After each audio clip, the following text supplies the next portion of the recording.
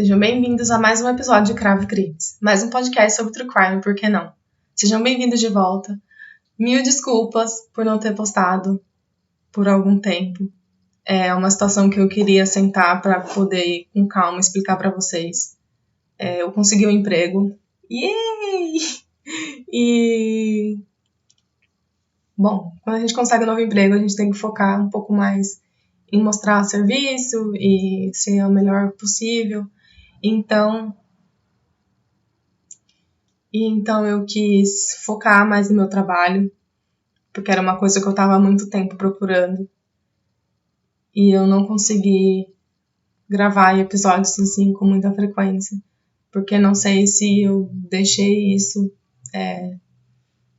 para vocês, mas eu não sou de falar muito de mim mesma, mas vamos lá. Eu sou biomédica e eu trabalho em um hospital, então eu tenho horários um pouco mais diferentes do que normalmente as pessoas trabalham. Então eu trabalho 12 horas seguidas às vezes, e então às vezes fica meio complicado para mim conseguir gravar e conseguir ter tempo de pesquisar.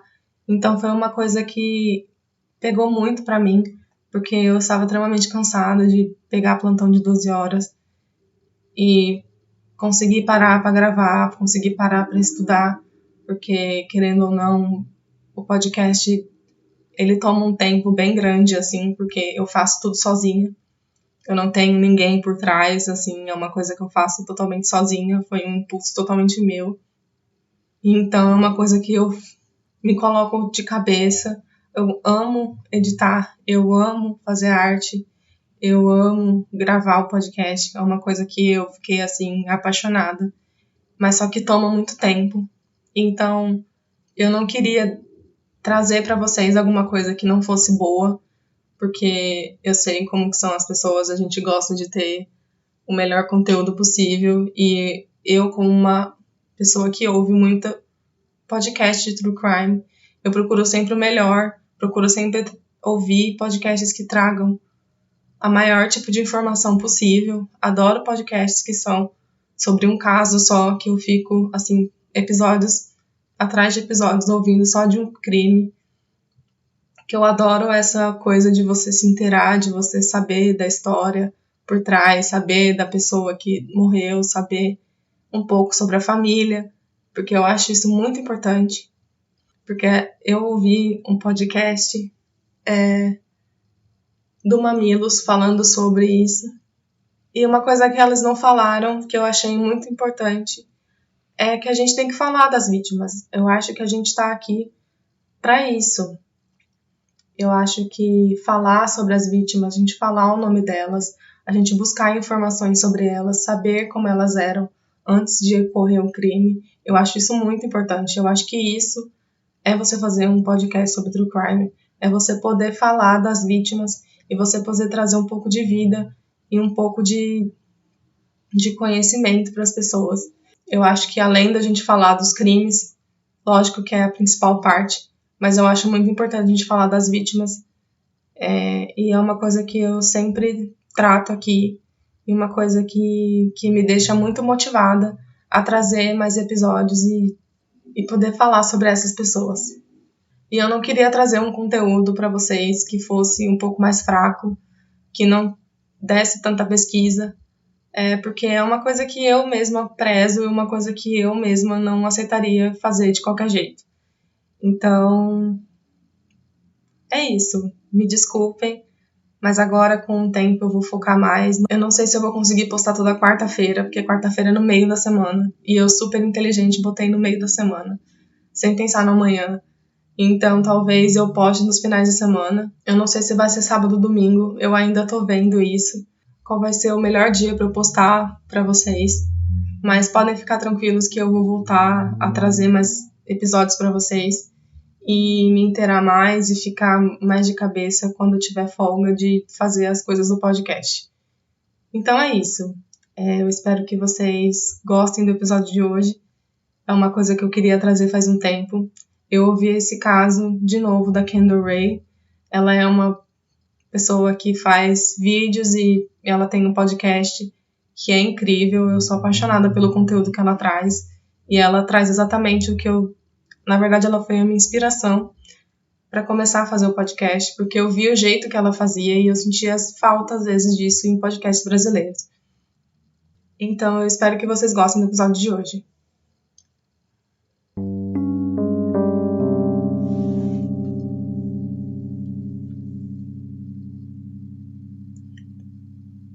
O episódio de hoje é sobre Jim Tan. Charlie Tan tinha tudo para ser o filho perfeito. Ele tinha ótimas notas na escola e era um garoto exemplar. Tinha passado numa faculdade e fazia parte do time de futebol americano na Universidade de Cornell. Charlie era conhecido por ser um garoto muito popular, um atleta que tinha diversos amigos na escola.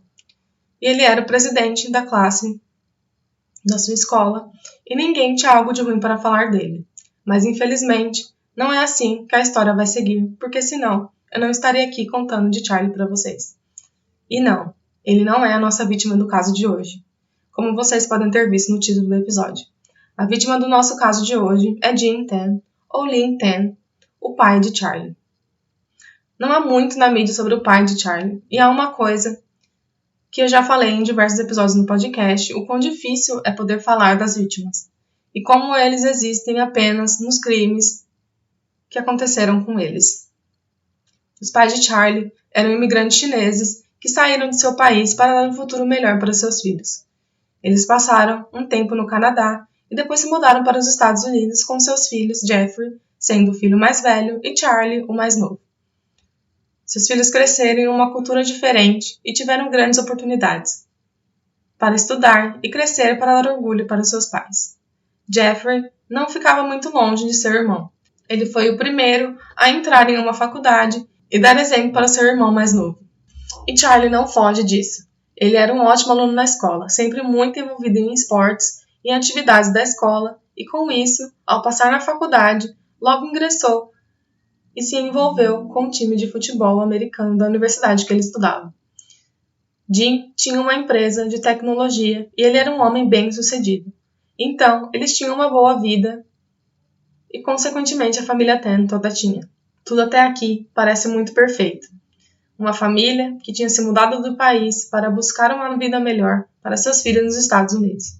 E mesmo com as barreiras da língua estrangeira e a diferença da cultura da China e dos Estados Unidos, a família conseguiu se manter bem, tendo uma casa, 2 filhos ingressados em ótimas faculdades, onde eles com certeza iriam se tornar ótimos profissionais para darem orgulho aos seus pais, por todo o esforço que eles tiveram. Mas como eu já falei diversas vezes, por fora, a grama do vizinho sempre parece ser mais verde do que ela realmente é. A família não era nada perfeita e passava por momentos muito complicados e traumatizantes dentro de casa.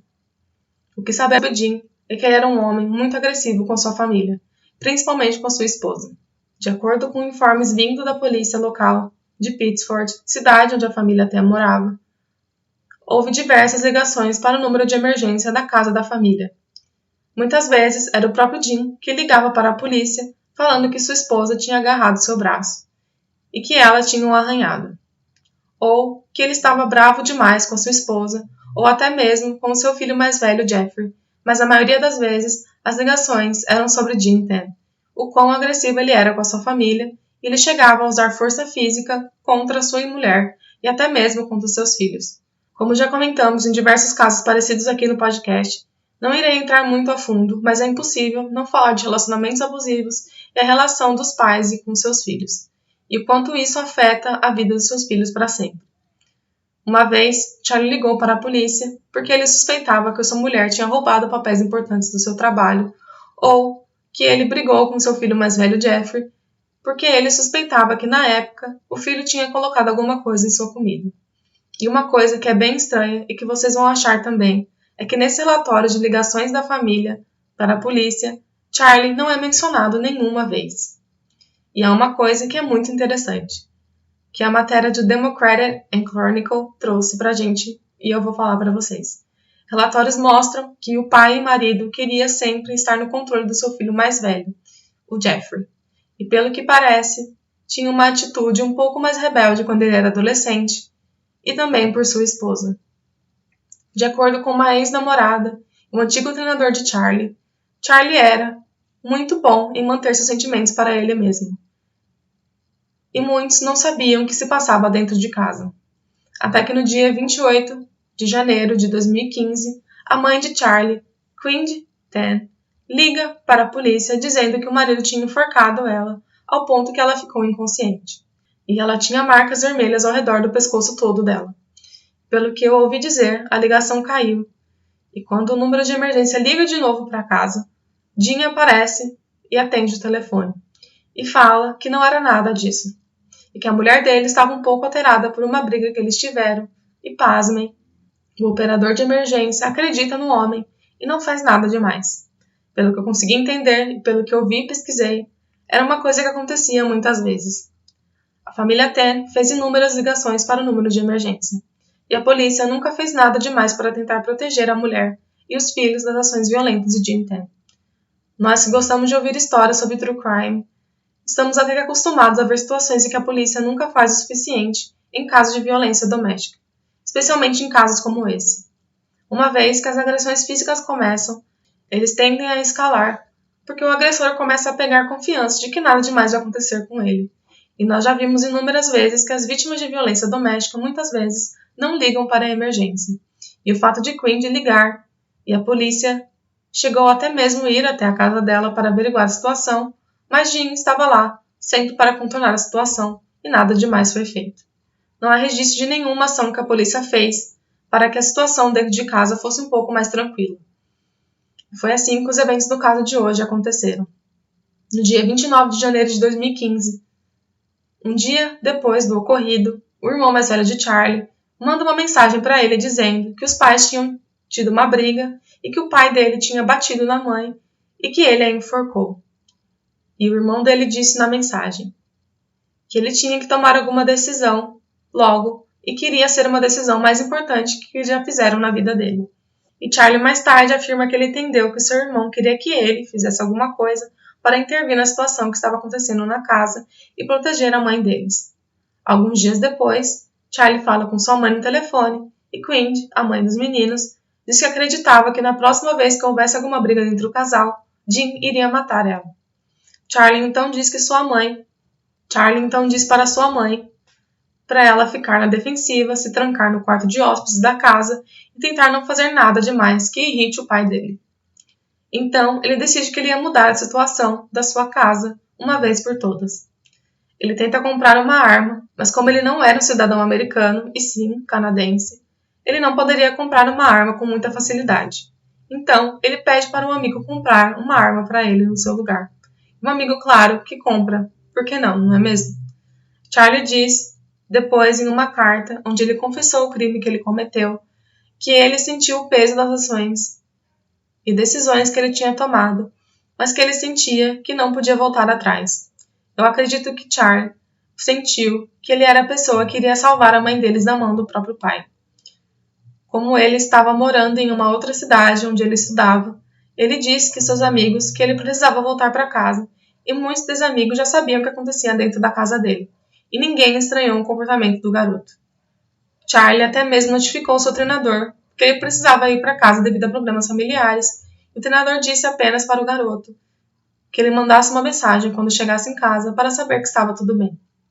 Então, ele sai da universidade, viaja para a cidade onde seus pais moravam, em Pittsford, em Nova York, nos Estados Unidos. Somente uma pessoa sente algo diferente com Charlie, e é um amigo de infância dele. Antes de Charlie ir para casa, ele passa na casa desse amigo, e ele e a mãe dele puderam perceber o quão Charlie não estava agindo mais da mesma forma. Ele era conhecido por sempre estar sorrindo e sempre muito positivo com tudo que ele fazia. Só que dessa vez, ele estava muito para baixo, e depois que Charlie foi embora, a mãe desse amigo liga para a polícia para falar que Charlie talvez tente alguma coisa contra ele mesmo, quando ele chegar em casa, e que eles estavam preocupados com o menino. Só que assim que ele chega em casa, Charlie vai até a porta dos fundos, sobe as escadas, vai em direção do escritório do pai com a intenção na cabeça e uma arma na mão. Ele vai até o escritório, abre a porta e atira 3 vezes no seu próprio pai, o matando enquanto ele estava de costas para a porta, sentado em sua mesa. Jean não teve sequer tempo de reagir e ver quem tinha o matado, e tinha sido seu próprio filho mais novo, de apenas 20 anos de idade na época. Charlie escreveu em sua confissão que ele sabia que tinha que matar seu pai no momento que ele pegou o avião para ir para a cidade onde eles moravam. Só que a ligação da mãe de seu amigo para a polícia, eles tiveram uma checagem para ver se estava tudo bem com Charlie. A polícia vai até a casa dele e faz uma checagem, e Charlie finge que estava tudo normal com ele, mesmo que ele tinha acabado de matar seu pai. Ele fala para o policial que ele estava em casa para resolver algumas coisas e que tinha conversado com a família dele e que as coisas estavam indo bem, e que ele estava em casa para resolver alguns problemas e que tudo ficaria melhor. Então, ele vai até a mãe dele, conta o que ele fez, e eles começam a arrumar seus pertences em malas para poder viajar de volta para o Canadá para fugir. Eles arrumam suas malas e eles saem com o carro da família e conseguem chegar no Canadá, onde eles compram 2 passagens somente de ida para Xangai, na China.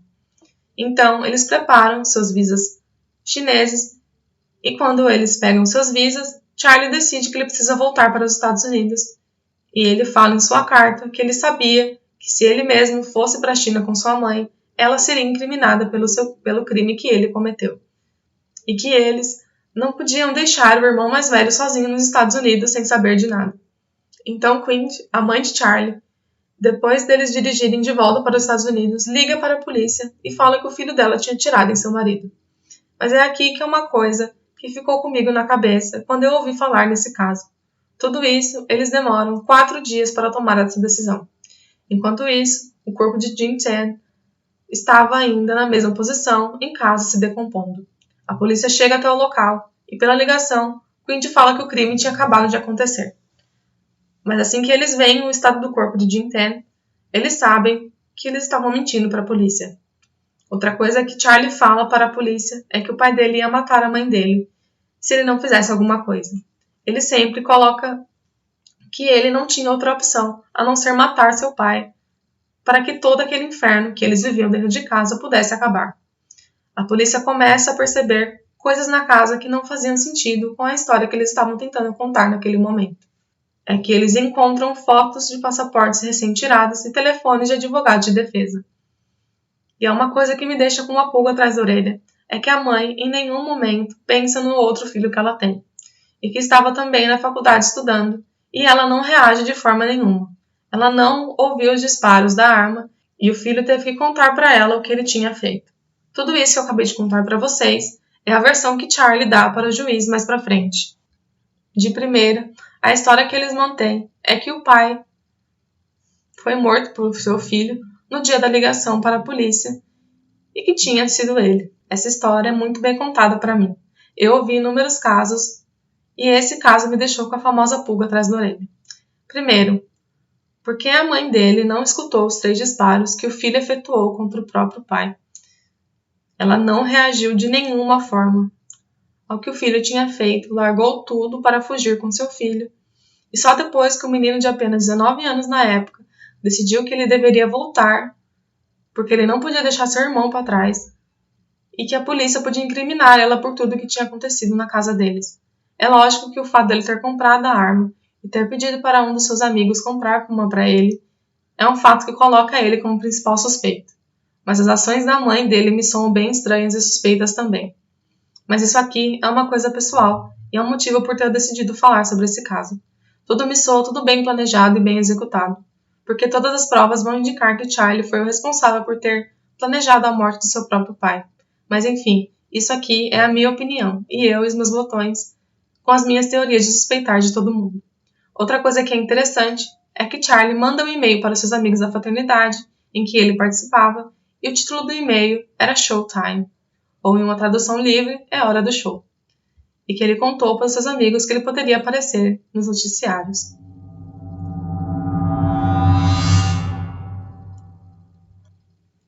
No nosso caso de hoje, o que temos mais uma vez é a violência doméstica sendo um dos tópicos que dominam esse caso. Juro que não é minha intenção sempre trazer casos como esse, mas o que mais acontece é que a violência que escalou para um nível que acaba entrando nos nossos famosos casos de true crime. A violência doméstica ou familiar é qualquer ação ou omissão baseada no gênero que lhe cause morte, lesão, sofrimento físico, sexual, psicológico ou dano moral ou patrimonial, de acordo com o site da Lei Maria da Penha. Eu acho que ter um podcast que aborda assuntos como esse é importante problematizar as situações e trazer uma informação e uma discussão sobre o que o caso traz pra gente. Uma coisa que eu ouvi muito é que as mulheres apanham de seus parceiros porque gostam de apanhar. E nós sabemos muito bem que não. Acho que nunca é o suficiente falar sobre esse assunto. E é um assunto que eu tenho uma opinião muito forte. E acho que já deu para perceber que é um assunto que eu gosto de falar. Porque nunca é demais. Então, quem é a vítima de violência doméstica passa por muito tempo tentando evitá-la para assegurar sua própria proteção e até mesmo de seus filhos. As mulheres ficam ao lado dos seus agressores por medo, vergonha ou falta de recursos financeiros, sempre esperando que a violência acabe, nunca para manter a violência.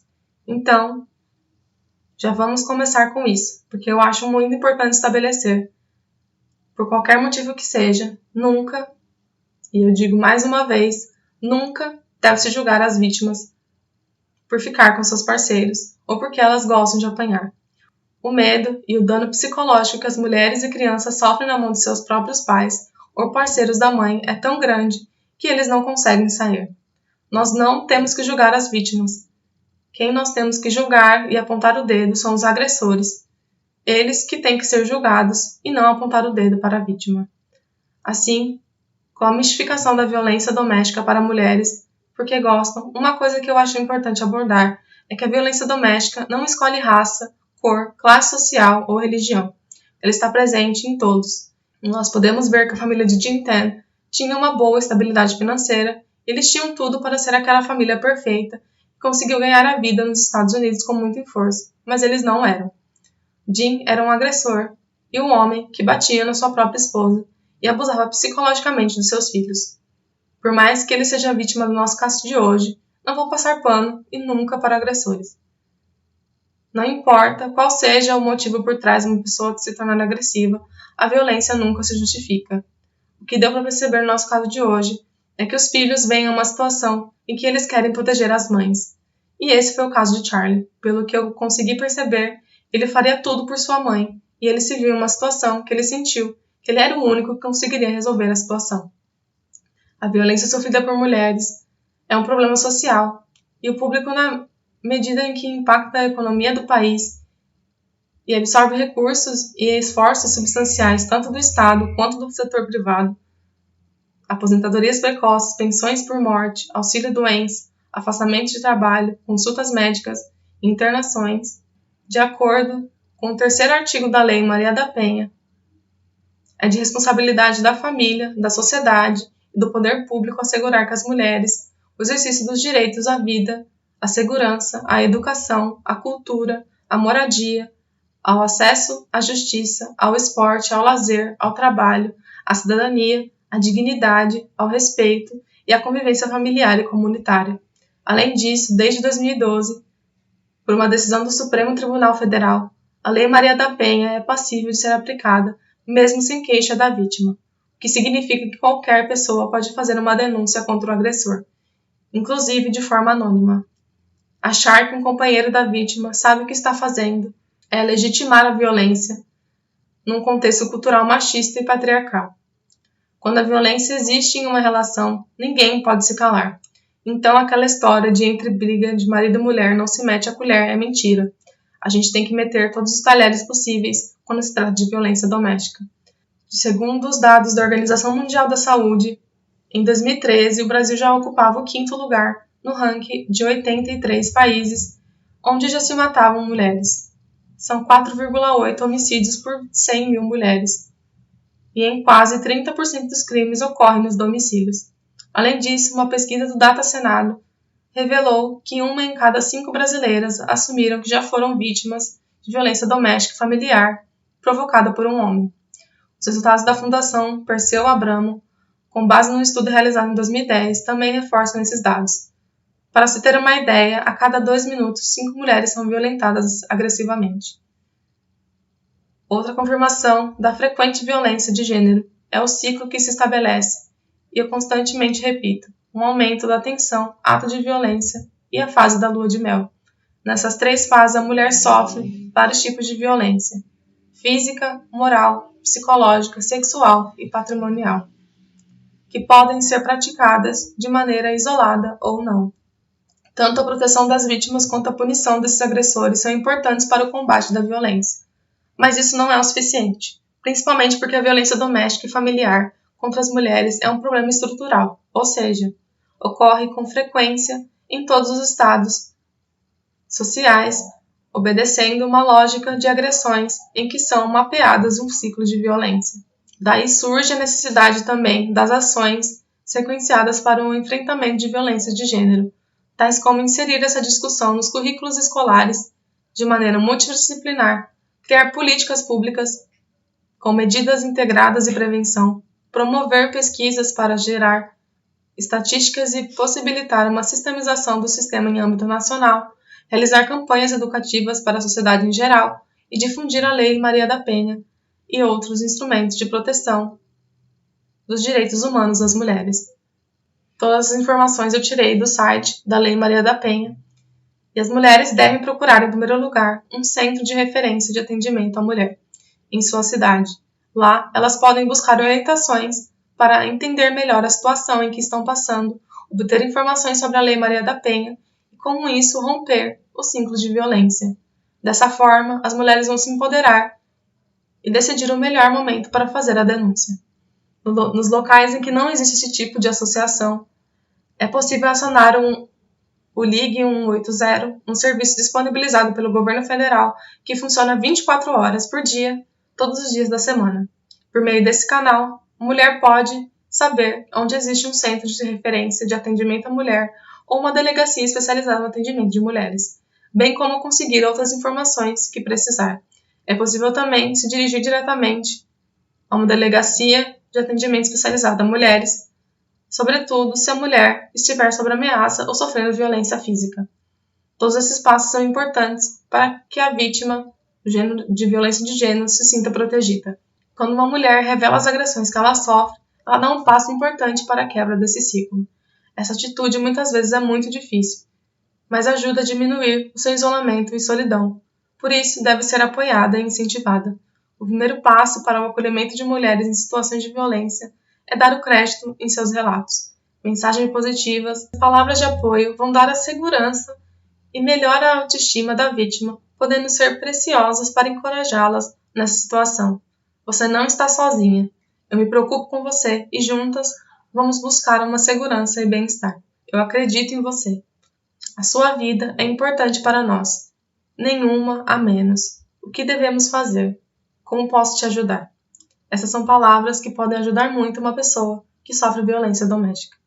Com a Lei Maria da Penha, não é preciso que mais mulheres sofram caladas por anos. Eu sempre gosto de problematizar os problemas que eu trago no podcast, porque eu acredito que seja sobre isso gostar de ouvir histórias sobre true crime. Eu ouvi o podcast Mamilos, que tem um episódio sobre o porquê das pessoas gostam de ouvir histórias sobre crimes reais, e uma coisa que eu acho que não foi abordada é a ascensão de assuntos como esse. A gente sempre consegue falar sobre outros problemas por trás de crimes que a gente escuta. Muitos por aí gostam de dar detalhes mórbidos e ficar focado nos acusados ao invés de olhar para as vítimas e o problema que envolve o crime, e uma forma equivocada de ouvir true crime. Eu acredito que seja muito mais sobre dar uma plataforma às vítimas e nos problemas que envolvem, não só dos problemas psicológicos. É um assunto que antes não era falado abertamente, mas hoje em dia a gente pode se abrir e falar sobre eles de forma mais aberta. Também temos que falar da violência contra as mulheres, contra crianças, a porcentagem assustadora de jovens infratores, entre outras coisas. Eu acho muito importante a gente trazer para os ouvintes e problematizar os comportamentos que levam ao crime e não somente analisar o acusado. E eu acho que é isso que é gostar de ouvir histórias sobre true crime. Acho que é isso que me motiva a ouvir e a fazer um podcast sobre isso. Muitas pessoas já me perguntaram por que eu gosto disso. E se eu não tenho medo. E é lógico que eu tenho medo. São histórias de pessoas reais, em situações reais. Mas a gente precisa ouvir mais sobre essas histórias para a gente se manter mais alerta com situações à nossa volta. Olhar o comportamento alheio. Saber o que o outro está fazendo, se é certo ou se é errado aquele comportamento. é trazer o problema como feminicídio, violência contra as mulheres, crianças, negligência, comportamentos padrões que levam o ser humano a cometer uma atrocidade como essa.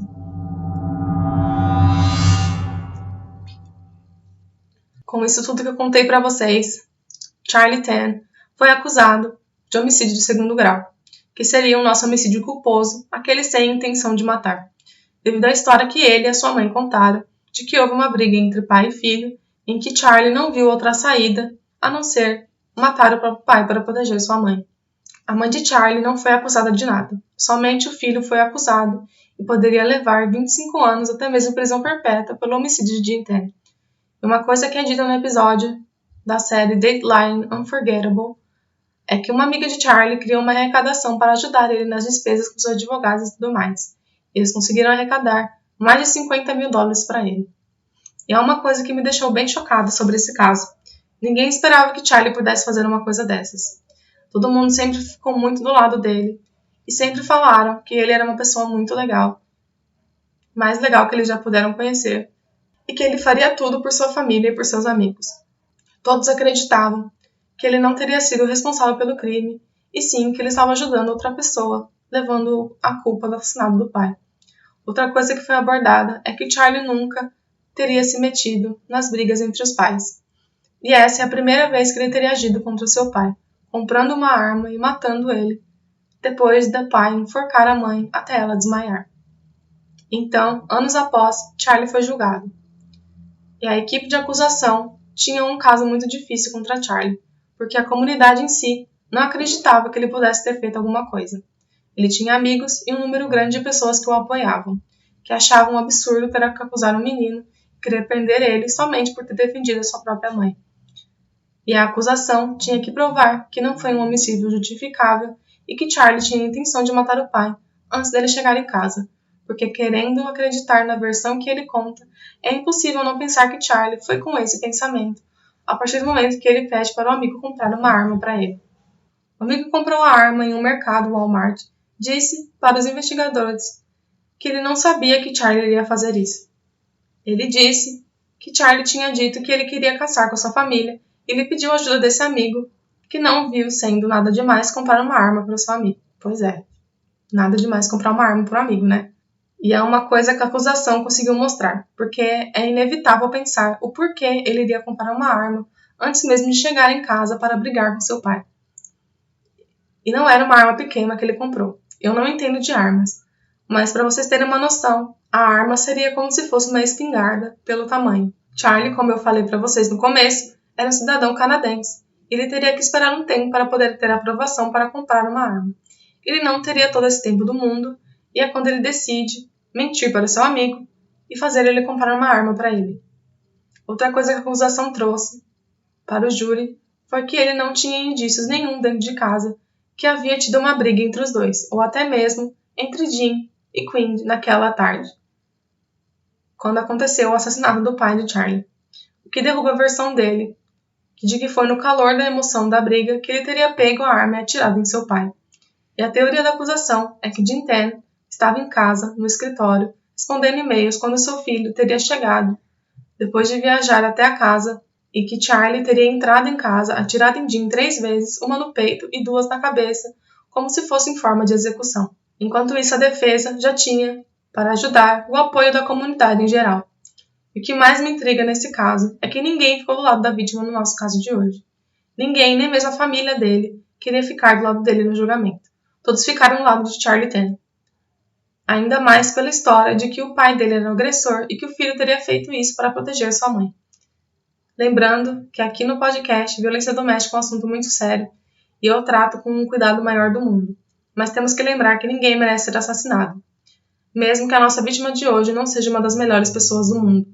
Uma outra coisa sobre Jim, que não o ajudou no tribunal, foi que diversas pessoas que trabalhavam com ele falavam dos abusos que eles sofriam dentro da empresa com ele, que ele praticava bullying e que ele agia como uma criança no escritório, fazendo com que a imagem de uma pessoa péssima estava se formando para os jurados.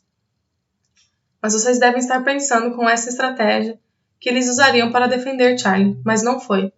Os advogados de defesa queriam usar uma tática diferente, na qual eles falavam que eles concordavam com que Charlie e sua mãe mentiram, que eles disseram para a polícia que o assassinato de Jin-Ten aconteceu dias depois de que o fato realmente aconteceu, e quem teria matado realmente Jin-Ten seria a mãe de Charlie. A defesa argumentou que quem teria um real motivo para matar Jin-Ten seria ela, e que ela teria motivos para fazer isso mais do que o filho, mas que Charlie teria assumido a culpa do assassinato para proteger a mãe de ser presa. Porém, não há evidências de que ela tenha feito isso. As impressões digitais que estavam na bala e na arma eram de Charlie Ten.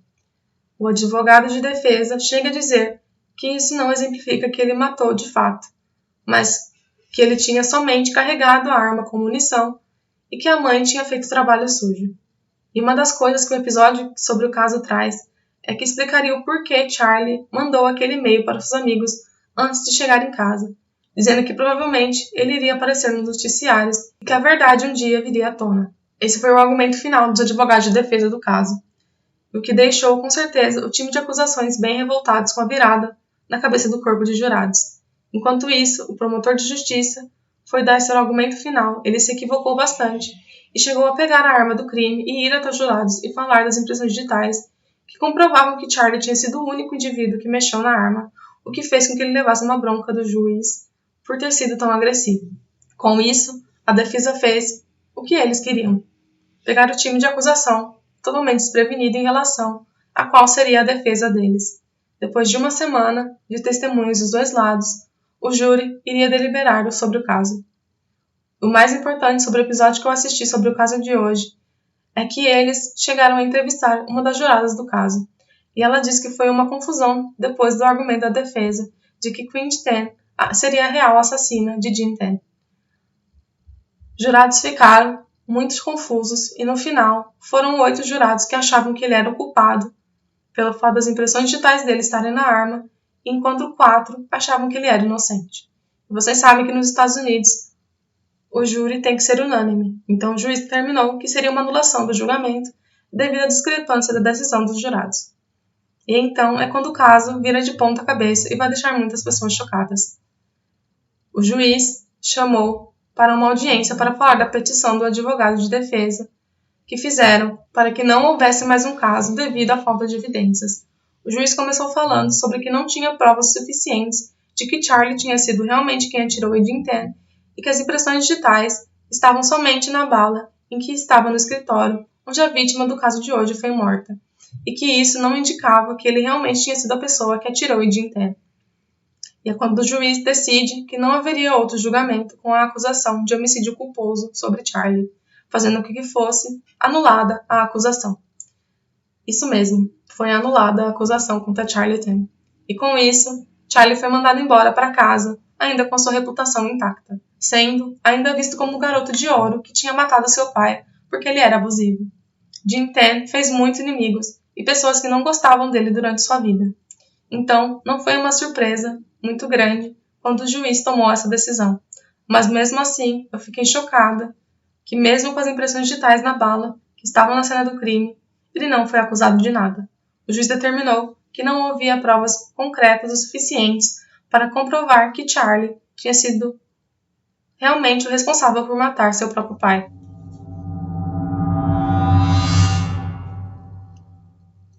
Mais tarde, Charlie Ten foi considerado culpado por comprar uma arma que levou ao assassinato de Jin-Ten por um tribunal federal nos Estados Unidos. Ele recebeu uma sentença de 20 anos de cadeia pela compra da arma pelo assassinato de seu pai, o que fez com que Charlie escrevesse uma carta de 5 páginas para o juiz federal, lutando para que sua sentença fosse reduzida. Nessa carta, ele escreve que o juiz deve se perguntar como ele foi parar nessa situação, que tipo de lição ele aprendeu e que tipo de oportunidade ele poderia ter se fosse solto. Nessa carta, ele escreve o quão arrependido ele sente de não ter procurado ajuda ao invés de matar seu pai, e que o sentimento principal naquele momento foi o medo de que o pai poderia matar a mãe dele. Nessa carta, ele conta que eles chamaram a polícia quando havia briga física. Os policiais falavam para Jin-Ten deixar a casa por alguns dias, o que ele fazia. Mas Charlie diz que ele desligava todos os utensílios da casa para que eles não pudessem usar nada sem a sua ausência. Ele fala na carta que a partir da 6ª série, o pai dele começou a abusar da mãe dele fisicamente. enforcando, batendo nela e puxando seu cabelo. Que o abuso piorou com o passar do tempo, e que ele chegou no ensino médio, o irmão mais velho não estava mais na cidade para proteger sua mãe, e ele expressa que foi quando ele sentiu que a responsabilidade de proteger a mãe era dele. Ele fala que a mãe nunca expressou que naquele final de ano era o último ano dela ou algo do tipo, mas ela expressou várias vezes o medo que ela tinha de seu marido e que ela tinha medo que ele pudesse mesmo chegar a matar ela. Em e-mails trocados entre Charlie e Jim Tan, o pai chega a descrever em um dos e-mails dizendo que ele queria matar a mãe deles. Ele disse que achava que era bom o pai dele expressar o que ele estava se sentindo do que agir com violência. E ele, muitas vezes, chegou a pensar que o pai dele não chegaria realmente a matar a mãe dele, porque ele não era um homem muito prático e com a visão de negócios. Então, ele não chegaria a fazer uma coisa tão irracional desse tipo. Só que na noite do dia 28 de janeiro de 2015, foi quando Queen Tan liga para Charlie e conta que o pai deles tinha enforcado ela, até que ela perdesse a consciência, e ela tinha marcas vermelhas por todo o pescoço dela, que ela achava que ela iria morrer e acreditava que na próxima vez ele iria matar ela. Tan fala que ele disse para o pai que ele não poderia encostar o dedo na mãe dele, e que Jim surtou e disse que ele deveria cuidar dos problemas dele e não se meter na relação dos pais, e que se ela enchesse demais o saco dele de novo, ele iria matar ela. Então ele descreve nessa carta que ele não pensou direito e agiu de forma rápida. E tudo o que ele sabia era que a mãe é uma mulher indefesa, que ficava falando para ele que ela iria morrer nas mãos do próprio marido, para o filho, e até que ele sentiu que ele não tinha outra opção a não ser matar o pai dele para proteger a mãe. Ele admite que matou o pai dele e fez com que ele acabasse machucando os sentimentos de sua mãe. Ele fala que a mãe se sacrificou por 20 anos da sua vida para que eles pudessem ter a melhor oportunidade na vida, e que ele jogou todo o esforço dela no lixo, que ele comprou uma arma e matou Jim. Que se ele tivesse a chance de conversar com seu eu do passado, ele teria dito que precisava respirar e que ele não estava sozinho, e que ele tinha um futuro brilhante pela frente, e que ele estragou tudo com o caminho que ele tomou, que ele só machucaria os outros. Ele comenta de seu irmão e que ele foi obrigado a ir para o Colorado, distante de sua família, e que talvez o irmão mais velho nunca vai o perdoar pelo que ele fez. Charlie termina a carta dizendo que nos 2 anos em que ele ficou preso, ficou claro que ele e o seu futuro tinha que trabalhar com jovens, que ele sonhava em abrir um local para adolescentes que saíram da escola para participar de atividades relacionadas à parte acadêmica e esportes. Ensinar sobre disciplina e sobre o balanceamento entre sonhar alto e principalmente em relação a esportes e ao mesmo tempo incentivar esses jovens a buscar sempre educação. Charlie termina a carta dizendo que era tudo o que ele precisava, era uma oportunidade para fazer tudo isso. Uma coisa que eu particularmente senti falta foi em que em nenhum momento ele fala que ele se arrepende de ter matado o pai dele, ou que ele se arrepende de tudo o que ele fez. Ele fala que ele sente muito pelo seu irmão e por sua mãe, mas ele não fala sobre o seu próprio pai na carta. Ele fala muito sobre ele mesmo e sobre o que ele poderia fazer para que ele pudesse sair da cadeia, mas em nenhum momento Charlie se mostra arrependido de ter matado seu pai. O que a carta mostra que é mais um arrependimento por ter estragado a própria vida do que o mais importante, que eu acredito que seja, e que o juiz espera, é que ele mostrasse arrependimento por ter tirado a vida de seu próprio pai. E com isso, o pedido de redução de pena que ele deve cumprir foi negado. Até o momento que eu fiz a pesquisa desse caso, Charlie continua preso, e a data da sua previsão para ser liberado da prisão é em 2038.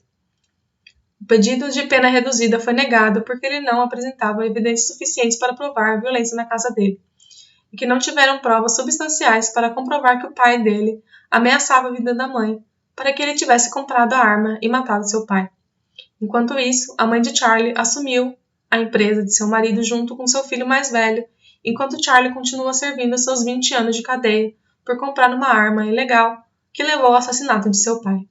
Eu geralmente gosto de buscar instituições de caridade ou doações para famílias da vítima, porque eu acredito que seja um bom jeito de homenagear as vítimas e trazer algo de bom relacionado a casos trágicos como o de hoje. Mas no nosso caso de hoje, ele é um pouco diferente, e eu decidi nem pesquisar sobre algum jeito de homenagear Jim Tan, porque ele é um abusador. Então, ao invés de homenagear a nossa vítima de hoje, eu queria deixar com vocês a instituição de Casa de Isabel mais uma vez. E elas têm um objetivo de trabalhar com adultos, crianças e adolescentes que são vítimas de violência doméstica familiar e distribuir gratuitamente benefícios para pessoas junto com diversos órgãos públicos. Eles têm terapia para pessoas que sofrem esse tipo de abuso. Também existe proteção de redução de danos e riscos de casos de uso de droga. Eu acho que seria uma boa instituição para colocar aqui para ajudar as pessoas que sofrem de violência doméstica, sem se importar com gênero, classe social, religião, cor, nem nada. Acho que trazer essas histórias para o público que gosta de ouvir histórias sobre true crime, eu acho essencial fazer uma boa ação para os que precisam de mais ajuda. Então, gostaria de deixar, como sempre, o link das doações para a Casa de Isabel, para quem tiver interesse no lar ou fazer algo sobre a luta delas, e está na descrição do episódio. Como eu sempre deixo, o link está disponível na descrição, junto com as referências. Então é isso, eu espero que vocês tenham gostado do caso de hoje. Eu ouvi esse caso numa das criadoras de youtuber que eu mais gosto, que é o canal da Kendall Ray, e eu acabei escutando esse caso e fiquei morrendo de vontade de escrever e saber mais sobre esse caso. Espero que esse episódio tenha sido um bom episódio para voltar com o podcast, e mais uma vez me perdoem por não ter postado por um tempo. Como cheguei a comentar no começo do episódio, eu comecei a trabalhar e com um novo emprego, e eu tenho que focar nisso também. Por mais que eu ame fazer podcast, as contas não se pagam sozinha. Então, por isso que eu dei uma sumida, mas agora que eu tô me acostumando com a minha rotina, fica mais fácil de fazer as pesquisas do podcast e gravar e editar, entre outras coisas. Obrigada a todos que escutam o podcast, isso me deixa muito feliz e motiva a continuar fazendo isso. Temos nas redes sociais, estamos no Instagram e no Twitter, @crausecrimes_e. E se você gostou do podcast, não esquece de compartilhar, contar para uma amiga e avaliar o podcast. Isso ajuda muito o podcast a crescer. E nós temos um link de solicitação de casos. Por enquanto, eu ainda estou fazendo casos que me dão vontade, ou casos que eu vejo que vão ser legais, que tem um conteúdo bacana para trazer para vocês, mas o link de solicitação de casos está sempre aberto. Então, mais uma vez, obrigada a todos que escutaram. O podcast está chegando a 1000 reproduções, o que é uma doideira. Eu não sei nem o que dizer, mas eu queria dizer muito obrigada a todos que escutam. É uma loucura que ele já tenha 1000 reproduções, sendo que está no começo ainda, mas eu agradeço de coração a todos que escutam.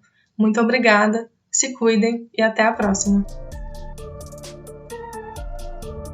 Cravos e Crimes é um podcast gravado, escrito, produzido e editado por mim, Gabriela.